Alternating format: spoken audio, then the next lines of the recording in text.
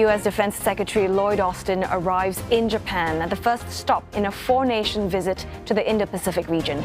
He'll be working with Asian partners in the face of shared concerns about China's growing military presence. And for more on Lloyd Austin's trip to Japan, Nick Harper joins us live now from Washington, D.C. Nick, what is the aim of Mr. Austin's trip to the region? What's the one thing he's hoping to achieve?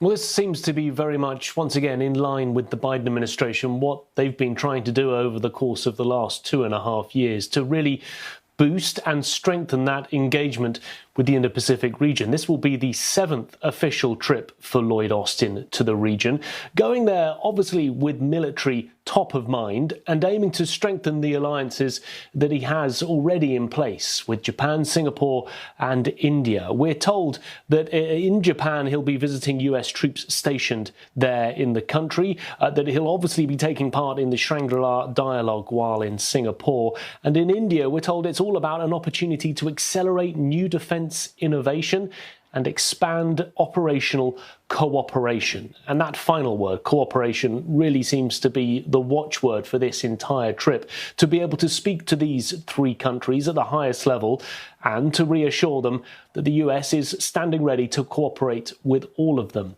One of the probably underlying reasons that he's going or there during this time will be to reassure these allies that the US is still a reliable partner. There's certainly been some concern in the Asia-Pacific as a result of the problems back here at home, domestic issues over the debt ceiling negotiations. We saw that when the US Treasury Secretary Janet Yellen was in Japan for G7 meetings. There was considerable concern about what was happening in the US and whether that could destabilize the region. So military ties top of mind, but also trying to reassure partners and allies in the region that the US is reliable and this debt ceiling crisis is perhaps not something that they should be worrying about and that the US has it in hand, or at least that's the hope of the Biden administration.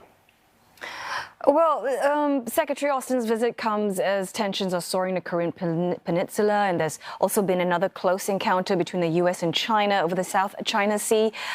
Do we expect the White House to take any action?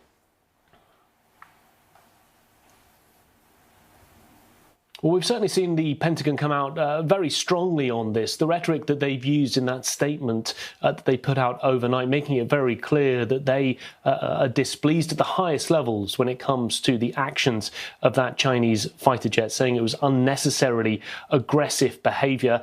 And on top of that, releasing the video to show exactly what took place so that it's not just a statement where it's a case of the US says one thing, China says the other. Now, the White House will likely have to field questions on this later on today. We know that the National Security Advisor, John Kirby, will be joining the White House briefing, likely peppered with questions. But normally in these situations, it is an opportunity really for the White House to try and take something of a step back, to allow the Pentagon to go on the offensive while the White House underlines its position when it comes to China. But there is that, I guess, underlying concern amongst the administration here that this isn't just the first time. We've seen similar incidents in recent months, and there is that concern with tensions already at a high between the US and China in the region. Incidents like this certainly don't help to de-escalate those tensions.